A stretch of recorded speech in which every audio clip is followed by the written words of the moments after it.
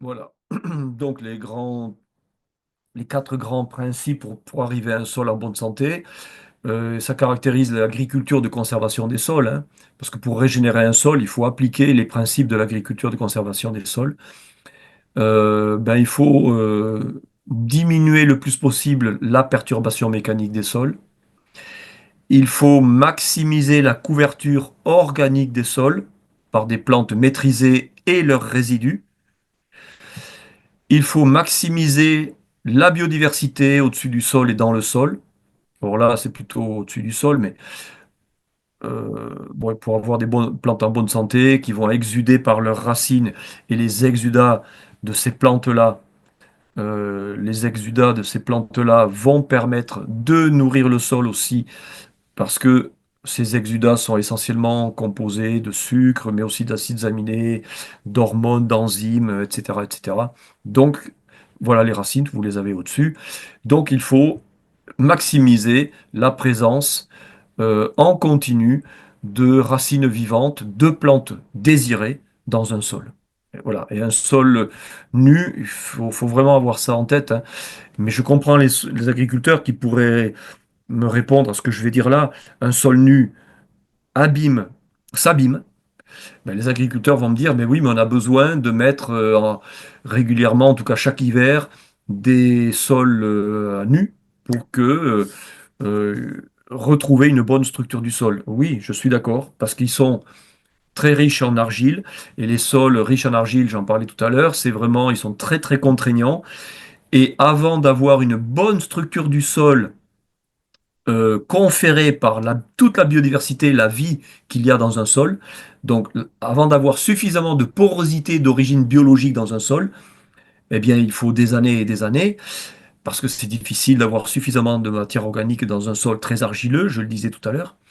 Du coup, les agriculteurs, et je les comprends, parce qu'il faut vivre, il faut rentabiliser leur activité, donc ils vont travailler le sol en automne, exposer les argiles aux éléments du climat, succession, humectation, dessiccation et gel-dégel, ça va défaire les mottes, et au printemps, ils auront une belle structure, et ils auront raison, et je les comprends, mais il faut trouver le moyen d'arriver petit à petit à, malgré tout, limiter ce travail du sol, parce que sinon, jamais de la vie, il n'y aura suffisamment de matière organique dans ces sols, et jamais de la vie, il n'y aura suffisamment de vie dans ces sols pour rendre tous les services écosystémiques qu'un sol vivant peut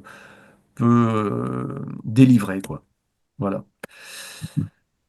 Euh, Et peut-être un commentaire, Jean-Pierre, oui, par rapport à minimiser les perturbations physiques.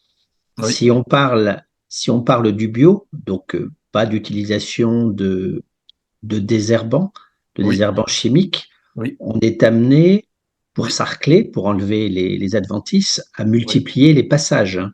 Oui, oui, oui, c'est Et donc, d'un indispensable. côté, on se passe d'intrants chimiques qui sont néfastes pour la biodiversité, mais Oui, de l'autre, on multiplie les passages et donc oui, on maximise les perturbations physiques, pour reprendre ce terme. oui, oui, oui, oui, oui. C'est indispensable, c'est inévitable. En bio, même les agriculteurs les plus férus, les plus avancés, les plus convaincus de l'intérêt d'avoir des sols vivants en bonne santé, etc., et convaincus de l'intérêt de minimiser le plus possible jusqu'à arrêter le travail du sol, ben, ces agriculteurs en bio se rendent compte que eux ne peuvent pas aller jusqu'à l'arrêt du travail du sol. Parce qu'il faut bien lutter contre les adventices, les mauvaises herbes, se développant au milieu de la culture, au milieu des plantes cultivées. Donc,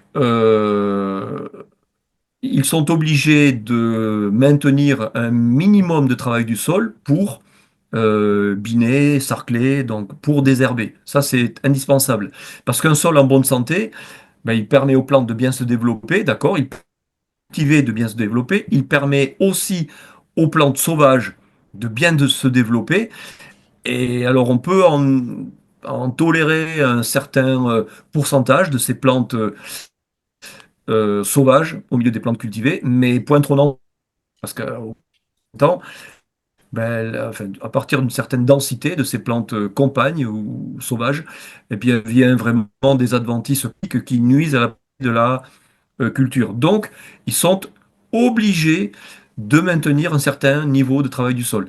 Et cette agriculture biologique qui cherche à restaurer les sols, on l'appelle l'ABC, l'agriculture biologique de restauration, de conservation des sols, oui ABR ou plutôt ABC, de conservation des sols.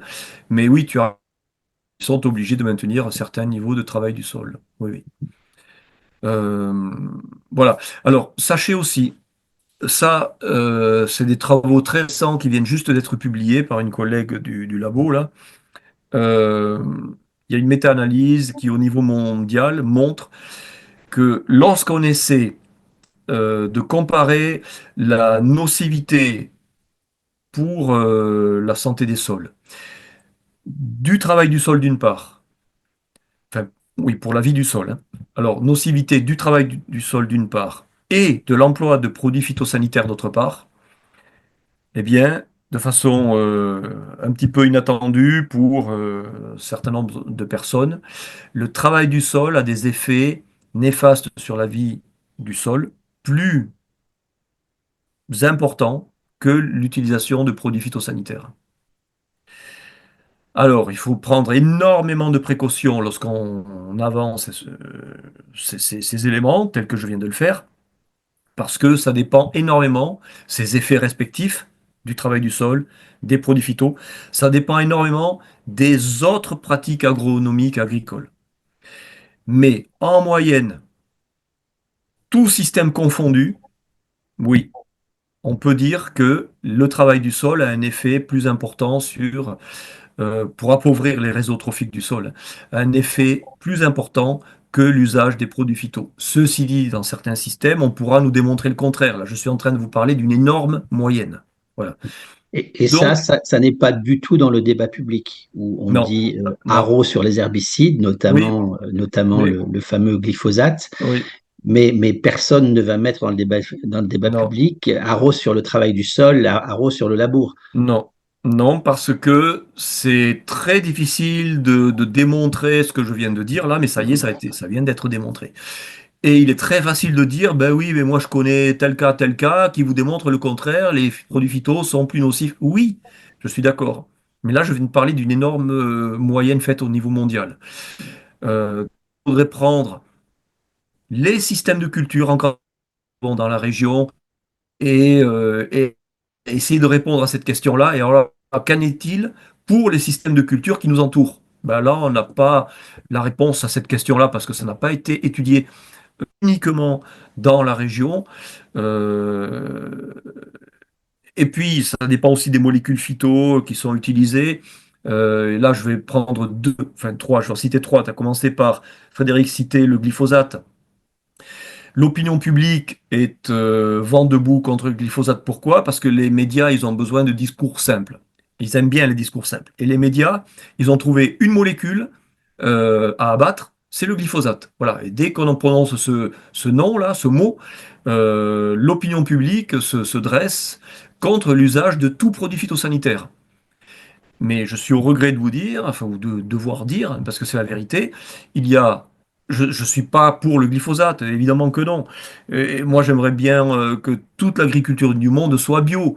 Mais on ne pourrait pas passer au bio du jour au lendemain, parce que les sols ne sont pas prêts pour permettre un sevrage brutal des produits phytosanitaires du jour au lendemain.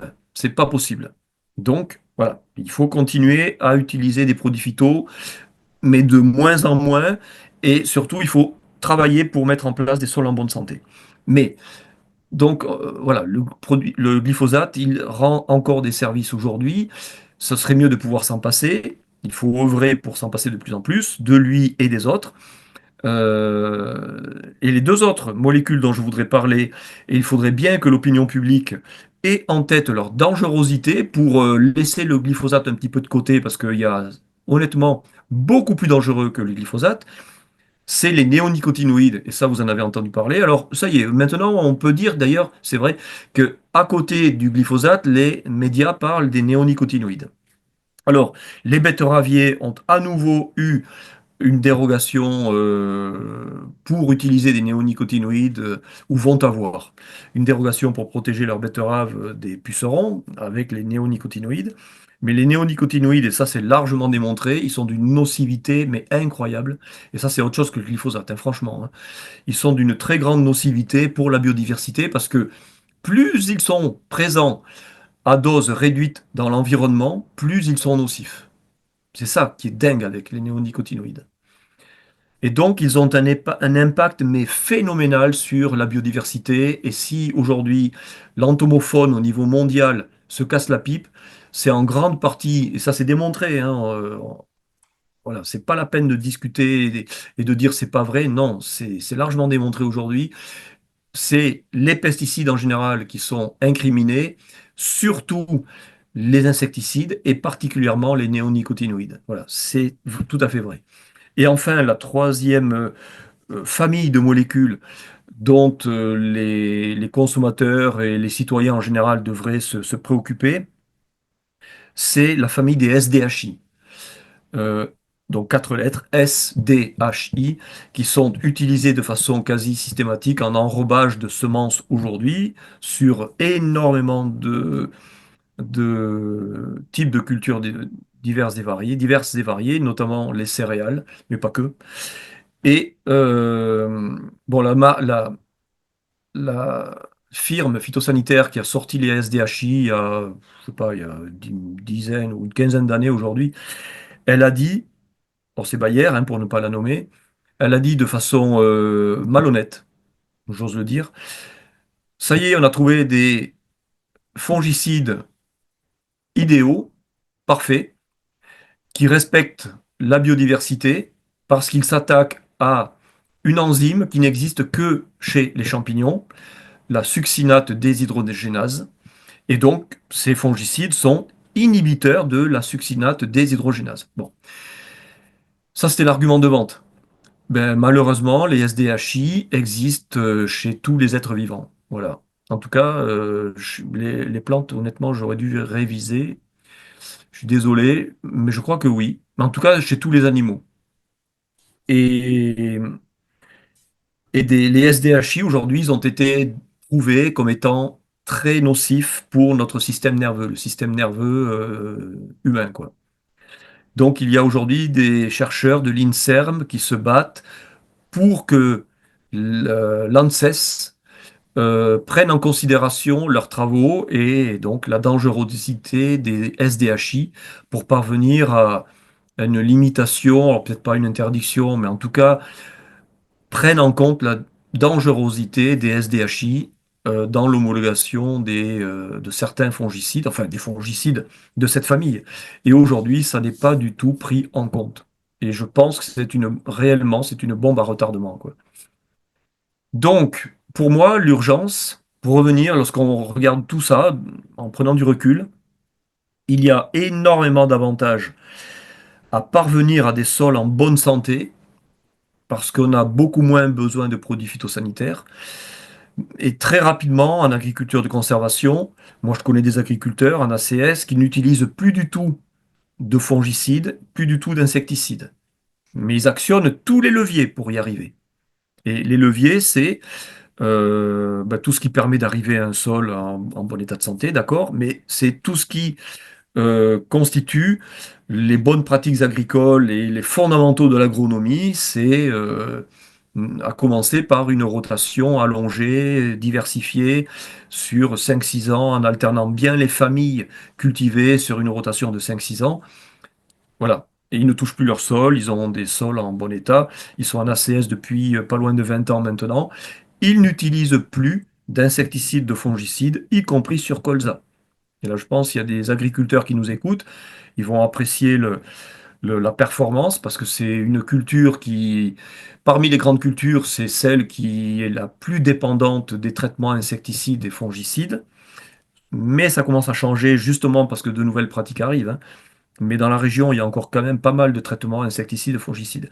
Eh bien, moi, je connais plusieurs agriculteurs qui disent aujourd'hui, le colza, grâce à ces nouvelles pratiques, à des sols qui fonctionnent bien, le colza, c'est aujourd'hui la culture la plus facile à réussir sans insecticides. Ils en sont à dire ça aujourd'hui. Voilà. Mais ils ont mis 10, 15 ans à y arriver.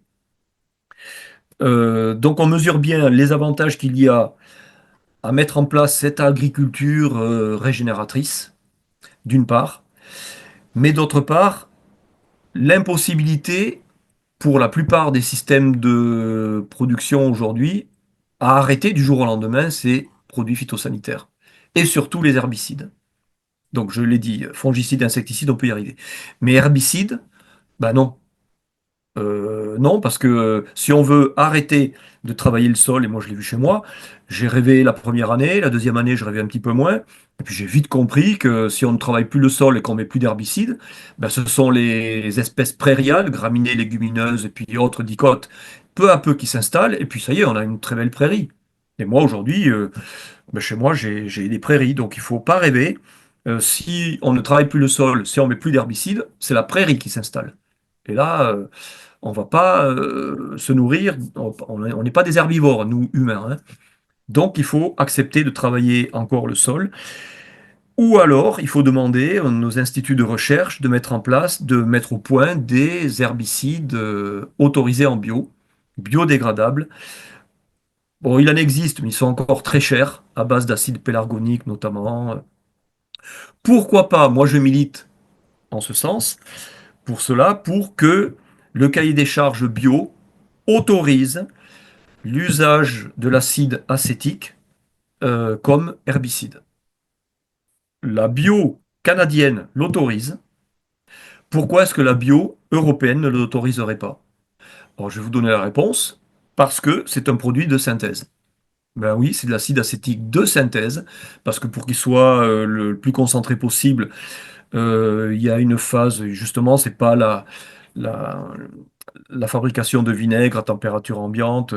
Bon, il y a une phase de synthèse, je n'ai pas les détails en tête, mais c'est de l'acide acétique de synthèse. Et comme un produit chimique de synthèse, il est interdit en bio. Ceci dit, il y a 30 ans, les phéromones sexuels de synthèse étaient interdits. Moi, je trouvais ça pas normal et je trouvais ça absurde que la bio s'interdise d'utiliser des produits chimiques aussi puissants pour gérer les ravageurs, qui n'ont absolument aucun effet néfaste sur l'environnement. Ce sont des molécules qui miment à la perfection des phéromones sexuels de telle ou telle espèce de papillon ravageur en vigne, en arbre, essentiellement, hein. Bon, ben voilà, ça c'était interdit il y a 30 ans. La bio européenne a évolué et aujourd'hui autorise l'usage des phéromones sexuels de synthèse pour lutter contre pandémies, eudémies en vigne, euh, carpeaux en arbo, etc., etc. Voilà. Mais Et peut-être qu'un le jour, sulfate de cuivre est également un oui, produit de synthèse autorisé par la bio. alors c'est pas un produit de synthèse. C'est pas un produit de synthèse, d'accord. Non, non, c'est un produit D'accord. minéral. Minéral, oui, C'est un produit minéral, donc à base de soufre et de chaux. Enfin, si la bouillie bordelaise, je pense que c'est à la bouillie Mm. bordelaise, mais c'est un sulfate de cuivre et de chaux. Euh, oui, c'est autorisé, mais c'est un produit minéral, autorisé en bio. Alors, les doses autorisées à l'hectare ont tendance à être limitées, de plus en plus limitées, et heureusement, parce que le cuivre s'accumule dans les sols, et plus on a des sols acides, notamment c'est le cas chez moi, plus rapidement la dose de cuivre présente dans le sol peut devenir toxique, parce que mobile, absorbée par les plantes, et du coup toxique pour les plantes. Euh, donc, oui, c'est autorisé, mais effectivement, il faut en autoriser de moins en moins parce que ça peut être problématique pour la fertilité du sol, d'avoir trop de cuivre qui s'accumule dans les sols.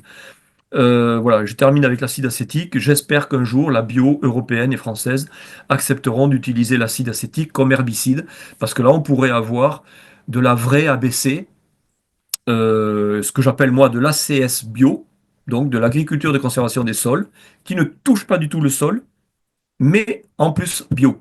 Voilà, donc moi je rêve qu'un jour on y arrive et on réalise le potentiel, y compris surtout en fourniture de services environnementaux et notamment en termes de stockage de carbone dans les sols, de cette agriculture de conservation des sols, mais réalisant la dangerosité des produits phytosanitaires, y compris des herbicides hein, et du glyphosate, hein, parce il est dangereux pour la vie du sol.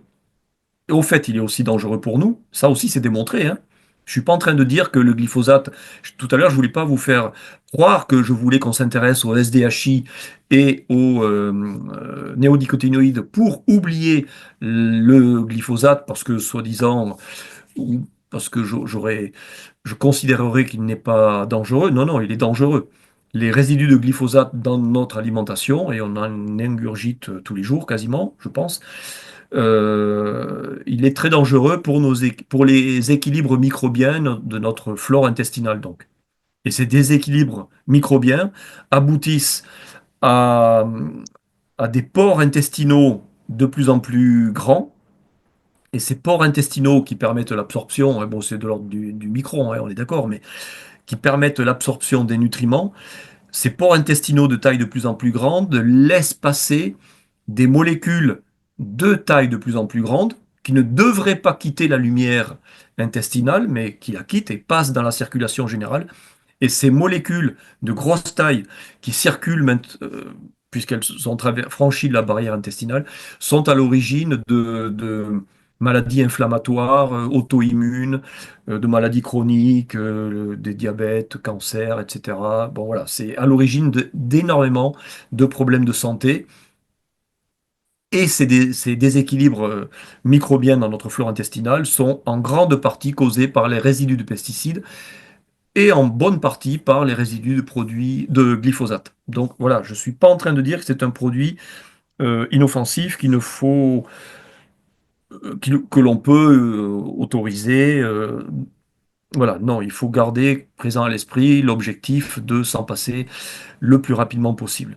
D'où l'intérêt de mettre en place le plus rapidement possible cet ACS bio en autorisant un herbicide biodégradable, certes de synthèse, mais biodégradable en CO2. C'est un acide très simple, un acide en C2, donc un oui, un désherbant à base d'acide acétique, certes de synthèse. Voilà. Euh, bon, mais je pense avoir fait relativement le tour de la question. J'ai abordé également des pratiques agricoles. C'était la deuxième partie de mon exposé. J'avais prévu de terminer par des pratiques agricoles permettant de mettre en place cette fameuse fertilité du sol qui est à la croisée, comme vous le voyez, de la fertilité physique, chimique et biologique. Et je pense que si vous le voulez bien maintenant, ça fait un peu plus d'une heure que je parle, on peut aborder certaines questions. Je vais arrêter le partage du coup. Et si vous avez des questions, ben, des remarques, vous pouvez ne pas être d'accord avec certaines choses que j'ai dites. Vous pouvez avoir été choqué, même parfois, mais je suis prêt à en discuter parce que l'agriculture, c'est quelque chose de très, très, très compliqué. Et mettre de l'écologie là-dedans, ça l'est encore plus. Vous mettez les enjeux mondiaux, planétaires, démographiques là-dedans, ça complique encore plus la chose, quoi. Mais c'est ce qui fait que c'est passionnant. Moi, c'est quelque chose qui me passionne. Merci beaucoup, Jean-Pierre. Donc, c'est le moment des questions, ou en tout cas des commentaires et du débat. Alors, on a un public, on a un public assez varié entre des agriculteurs très, très avertis et puis des participants, ce qu'on appelle dire chez Milpat, des citoyens consommateurs qui sont intéressés justement à la découverte effectivement de toutes les dimensions du sol. Donc, sentez-vous libre de poser quelques types de questions. Je suis sûr que Jean-Pierre sera à même Hmm. d'y apporter des réponses ou en tout cas d'exprimer son point de vue. J'essaierai. Oui. Bon, je viens de commencer. Thierry Bertrand, agriculteur à Senlis, 20 ans agriculteur, 20 ans auparavant en chambre d'agriculture, donc j'ai été un peu des deux côtés de la barrière.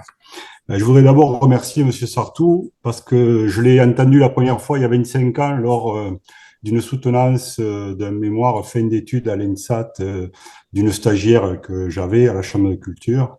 Et déjà, j'avais remarqué que vous aviez un discours qui sortait de l'ordinaire par rapport à ce qu'on entendait à cette époque-là, notamment par ceux qui parlaient d'écologie, d'agriculture biologique. Et je me rappellerai toujours de cette petite phrase, je vais être un peu long, mais je pense qu'il faut le rappeler, où vous disiez par rapport aux haies, mais on a aussi des oiseaux qui ont besoin de grands espaces pour pouvoir vivre, pour pouvoir, donc, des rapaces ont besoin de plaines assez grandes et il ne faut pas avoir des haies partout.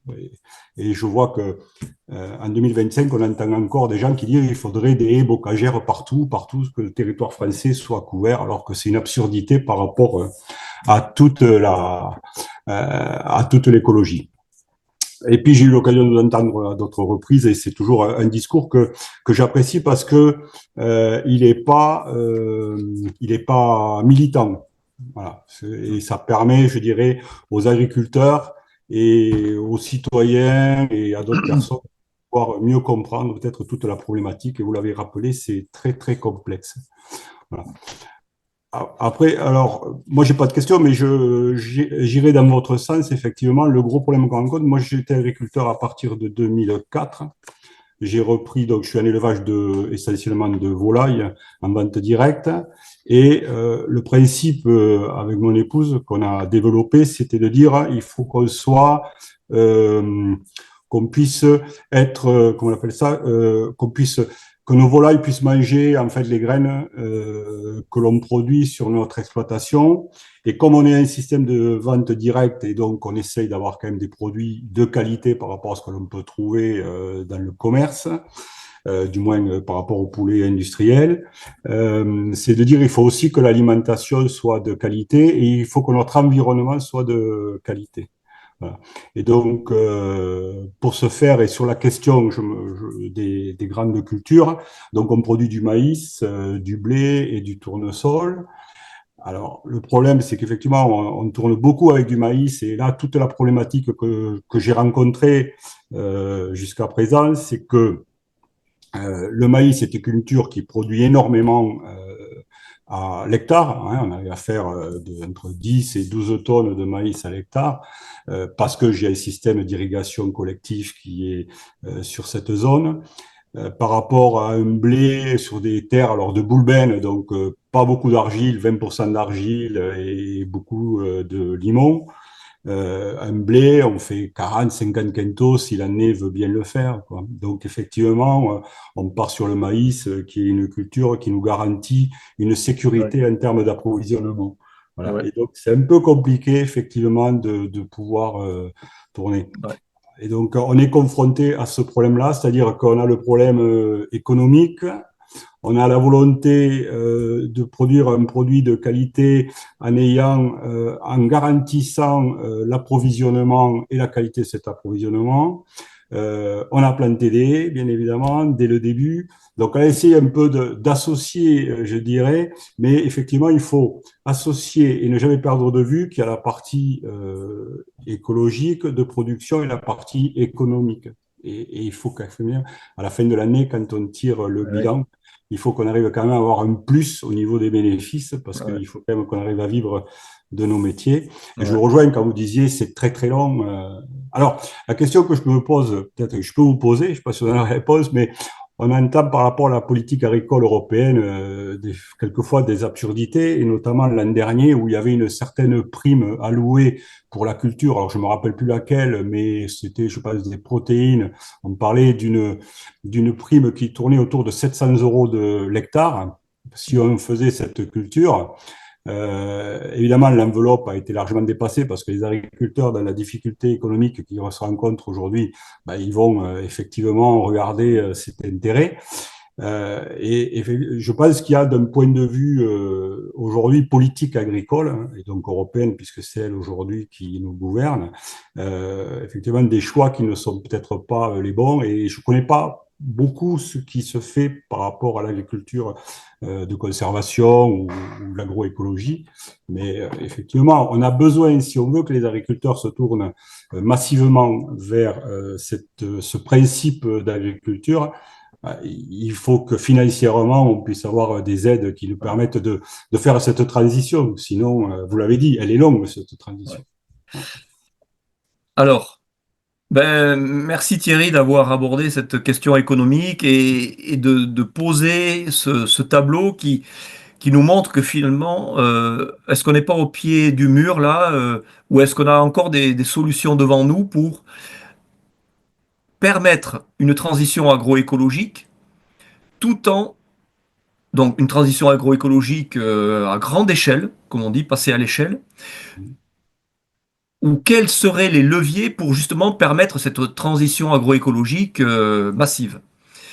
Et vous avez pointé du doigt que ça ne peut pas être dissocié de la dimension économique. Ça ne peut pas.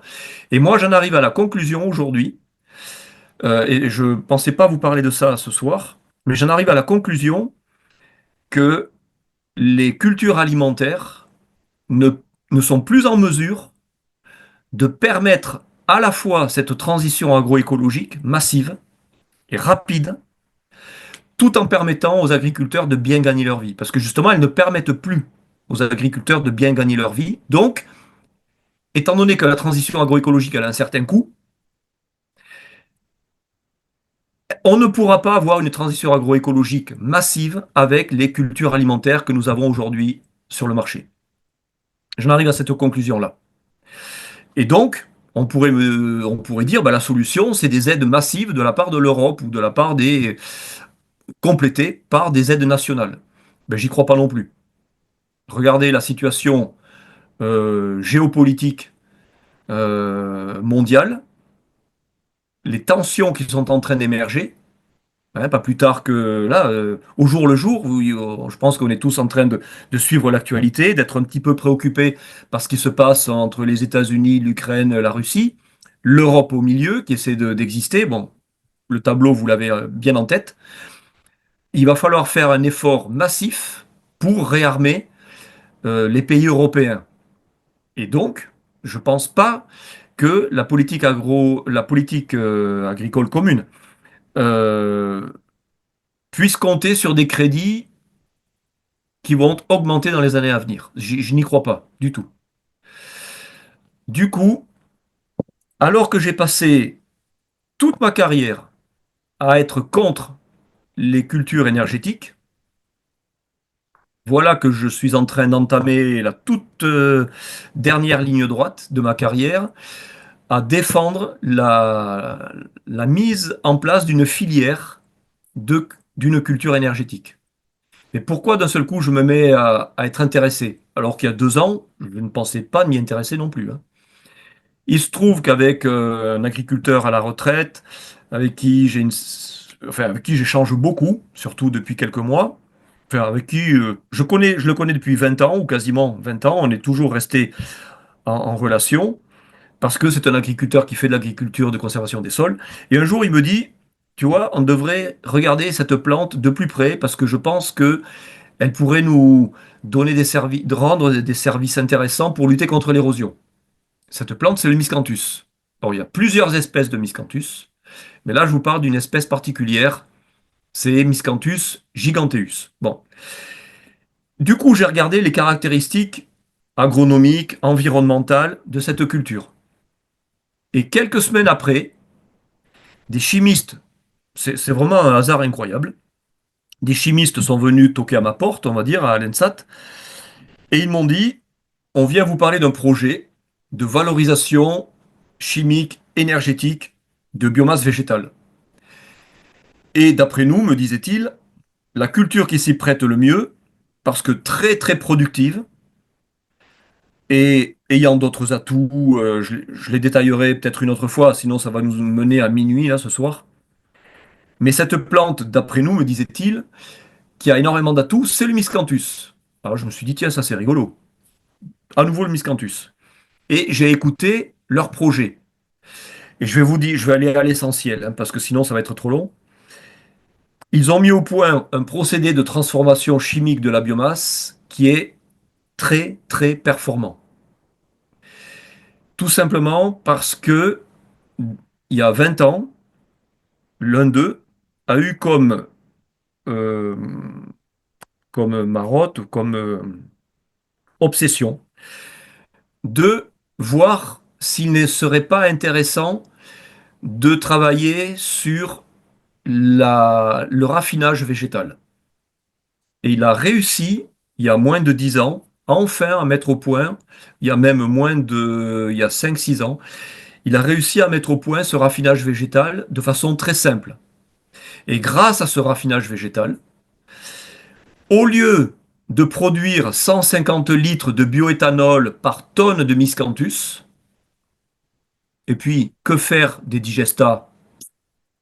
Ok, bah c'est comme les digestats des digesteurs des biogaz, là, hein, des digesteurs à méthane, des méthaniseurs. On peut épandre ça dans le sol, il n'y a rien d'autre à faire. 150 litres par tonne de miscanthus, et puis des digestats pour le sol. Eh bien, eux, grâce à leur raffinage végétal, qui permet d'avoir, d'une part, la lignine. Donc, raffinage, ça veut dire on sépare un constituant de base. Les constituants de base de toute biomasse végétale, c'est lignine, cellulose, hémicellulose. Hémicellulose avec les minéraux venant du sol. Eh bien, grâce à ça, ils mettent en fermentation non pas la lignine, il faut surtout pas avoir de la lignine dans une biomasse en train de fermenter pour vous donner du bioéthanol. Il faut surtout pas parce que c'est toxique pour les bactéries. Ben, ça tombe bien, la lignine, elle est enlevée et on la vend. On la vend en pur. Et la lignine pure, ça vaut 1200, 1300 euros la tonne. Il y a 250 kilos de lignine par tonne de miscanthus. Donc, avec 4 tonnes de miscanthus, vous avez déjà 1200 euros, 1300 euros de valeur de lignine. Vous avez 700 kilos de cellulose, ou à peu près. Non, cellulose et mi-cellulose. Il manque 50 kilos, et les 50 kilos, c'est les sucres, d'autres sucres solubles, surtout des minéraux, du coup, qui viennent du sol et que l'on peut rendre à l'agriculteur pour pas que son sol s'épuise, du coup, pour maintenir la fertilité à long terme de son sol. Je reviens à la fermentation, cellulose, hémicellulose. Du coup, vous mettez que ce qui fermente bien à fermenter, ce qui fait qu'à partir d'une tonne de miscanthus, la lignine, j'en ai déjà parlé, 250 kilos. Ça a déjà de la valeur, hein. Ça a un quart de 1200, donc 1200 euros, un quart, ben 300 euros. Vous avez 300 euros déjà de lignine. Maintenant, vous mettez à fermenter cellulose et mi-cellulose. Vous produisez bien plus que 150 kilos, 10 litres, pardon. Bien plus que 150 litres de bioéthanol. Vous en produisez 700. C'est véridique. Tout ça, c'est breveté. Et vous récupérez du CO2 pur. Le CO2 pur, il a un marché. Non seulement il a un marché, alors vous pouvez le vendre et puis c'est fini, vous en occupez plus, mais vous pouvez le récupérer. Vous pouvez le récupérer pour essayer de l'hydrogéner. L'hydrogéner pour en faire, c'est incroyable, du bioéthanol. Il y a des Américains qui travaillent dessus, qui travaillent sur l'hydrogénation du CO2 par deux voies, soit par électrolyse, et là encore, les chimistes avec qui je travaille maintenant sont capables d'améliorer le rendement de cette électrolyse pour diminuer le coût énergétique de l'électrolyse qui permet de transformer le CO2 en bioéthanol. Et la deuxième voie, c'est en utilisant des bactéries tirées de l'intestin du lapin. Parce que dans l'intestin du lapin, ils ont trouvé une bactérie incroyable qui fait la même chose, qui met de l'hydrogène sur le CO2. Ce qui fait que, alors là c'est sur le papier, attention, hein, ça n'est plus démontré. Mais on se met à travailler avec ces Américains-là aussi. On pourrait ajouter aux 700 litres que je viens de vous dire, de vous annoncer, on pourrait ajouter 150 à 200 litres de bioéthanol. Mais là, c'est sur le papier. Ce qui fait que par tonne de miscanthus, on pourrait produire, non, 100 à 200, on pourrait produire du coup 800 à 900 litres de bioéthanol par tonne de miscanthus. Voilà, c'est sur le papier. Revenant aux 700 litres. 700 litres par tonne de miscanthus. Et avec du bioéthanol, on fait quoi? On fait tourner des moteurs à essence. On peut transformer le bioéthanol en passant par l'éthylène, etc. Je vous passe les réactions chimiques. On peut en faire du gasoil, on peut en faire du kérosène. Et tout ça pour vous dire qu'on est en train de discuter avec Airbus. Bah tiens, je crois que c'est demain. Oui, oui, ben c'est demain à 11 heures. On a encore une visio avec eux. Et Airbus, ça va être la quatrième ou cinquième réunion avec eux. On a été les voir 2 fois. Airbus commence à être très très intéressé. Mais moi, je vais commencer à leur dire, je me méfie de l'effet rebond. Vous savez, l'effet rebond, quelque chose, c'est la consommation de quelque chose, voilà. Et finalement, parce que ça, non, c'est une ressource qui, grâce à un nouveau procédé, une ressource qui est bien plus respectée par unité de produit final consommé. Du coup, au lieu de préserver la ressource, par effet rebond, se met à l'utiliser encore plus qu'avant parce que davantage de personnes se mettent à l'utiliser. Le produit final, se mettent à utiliser, être demandeurs du produit final. Là, le produit final, c'est le transport aérien. Donc, si jamais on dit aux consommateurs, vous pouvez voyager l'esprit tranquille parce que vous avez maintenant les avions volent au kérosène vert, eh bien, l'effet rebond, ça serait, il s'appelle l'effet rebond s'appelle aussi l'effet Jevons. Ben, davantage de personnes se mettraient à utiliser l'avion et donc, au lieu de limiter le trafic aérien, parce qu'il y a d'autres inconvénients par ailleurs, hein, euh, ben, le trafic aérien se mettrait à exploser. Donc je me méfie de l'effet rebond à venir, mais toujours est-il qu'on commence à intéresser de gros industriels, Airbus, GRDF, parce que GRDF pourrait, j'en ai pas parlé, améliorer le rendement de transformation de la biomasse en méthane, donc le fonctionnement de leurs méthaniseurs, qui sont pas très rentables aujourd'hui. GRDF perd de l'argent. Et en mettant de la cellulose pure dans les méthaniseurs par un processus métabolique qui s'appelle le cométabolisme, on pourrait améliorer le fonctionnement des méthaniseurs aujourd'hui existants, donc améliorer la rentabilité de leurs méthaniseurs. Et on peut même fabriquer avec le bioéthanol des pneus. Alors, pas les pneus qui équipent la 320, parce qu'il faut du vrai caoutchouc, parce que là, il faut une élasticité incroyable. Seul le vrai caoutchouc permet d'avoir cette vraie élasticité des pneus lors de l'atterrissage. Voilà, il faut des pneus très très costauds, très élastiques. Mais les pneus de nos voitures peuvent être fabriqués avec du bioéthanol. Enfin voilà. Et là, j'en arrive au point final, ou peut-être pour ce soir. Euh, on a fait tous nos calculs, et moi j'ai insisté auprès de mes collègues chimistes. Je leur ai dit, moi je vous suis, je vous aide à développer cette filière Miscanthus, et c'est en train de se mettre en place. Je vous aide à condition que vous me garantissiez un bon prix d'achat de la tonne de Miscanthus, enfin à 2 conditions. D'une part, qu'on ne produise pas que du miscanthus sur une exploitation, qu'on plafonne le pourcentage de SAU en miscanthus, je dis n'importe quoi pour l'instant, à 15% ou 20% de la SAU de l'exploitation, plantable en miscanthus. Deuxième condition, que la tonne, le prix d'achat de la tonne de miscanthus soit indexé sur le prix du baril du pétrole à équivalent énergétique. Et lorsqu'aujourd'hui on prend le coût du baril du pétrole, qu'on regarde la quantité d'énergie dans le baril du pétrole, sachant qu'il faut 2 tonnes et demie de miscanthus pour avoir l'équivalent énergétique d'une tonne de pétrole, et prenant en compte le prix du baril du pétrole, ça met la tonne de miscanthus à 200 euros.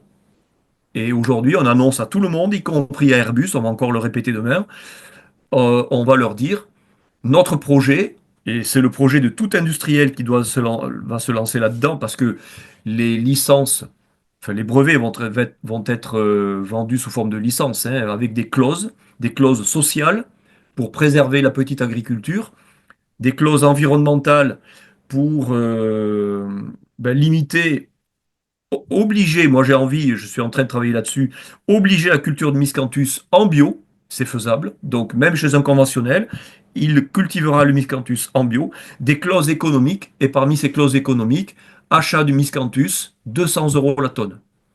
Sachant qu'on peut produire, ici dans la région, ça dépend des sols, bien sûr, mais entre 7 et 12, 13 tonnes de matière sèche par hectare et par an de miscanthus. Et là, on a un vrai outil.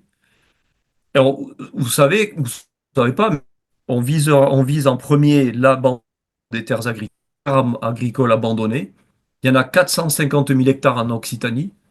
Chaque année au national, c'est entre 10 000 et 20 000 hectares qui sont abandonnés. Les agriculteurs cessent de les cultiver parce que plus rentable. Les charges augmentent, les cours mondiaux du blé, du maïs, de tout ce qu'on veut n'augmentent pas énormément, voire parfois stagnent, voire diminuent. Ouais, ça fait le yo-yo. Euh, voilà. Et en France, il y a 2 millions d'hectares, 2,7 millions d'hectares de terres abandonnées. Et on vise ces terres-là d'abord pour ne pas rentrer en concurrence de la production alimentaire. Parce qu'on veut que notre projet, il soit vertueux de A à Z, quoi. Donc voilà, pour revenir à votre remarque, Thierry, moi j'en arrive à la conclusion que maintenant, on doit viser des filières comme ça, très rentables, mais vertueuses, environnementalement, agronomiquement, socialement et économiquement rentables, pour permettre la transition agroécologique sur de vastes territoires. Mais ça, je pourrais vous en reparler une autre fois, parce que là, je vous ai C'est rapidement parlé du effectivement, miscanthus, mais je effectivement. pourrais en parler longtemps, quoi. C'est effectivement très très prometteur et ça ouvre des voies nouvelles. Et le fait que Ouais, ça puisse être cultivé sur des terres qui ne sont pas propres à la production alimentaire, ou en tout cas peu propres à la production ouais, alimentaire, ouais. est un, est une chance. Et c'est pour ça que je m'y intéresse, hein. Oui. À ma propre surprise, je m'intéresse à une culture industrielle maintenant, Mm. parce que grâce à elle, elle est tellement intéressante et avec une telle valorisation économique que c'est peut-être ça qui va nous permettre de sauver l'agriculture. Honnêtement, je le pense.